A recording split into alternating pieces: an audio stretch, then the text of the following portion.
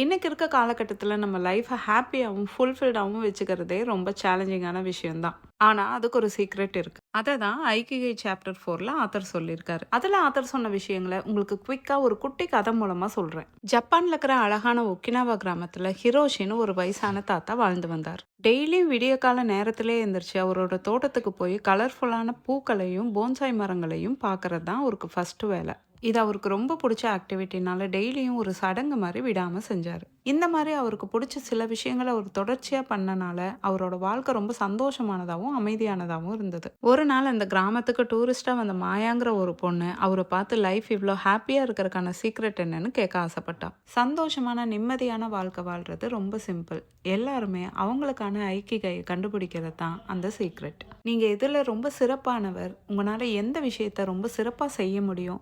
இந்த உலகுக்கு தேவையான விஷயங்கள் என்ன? நீங்க இந்த உலகத்துக்கு என்ன செய்யணுங்கிறது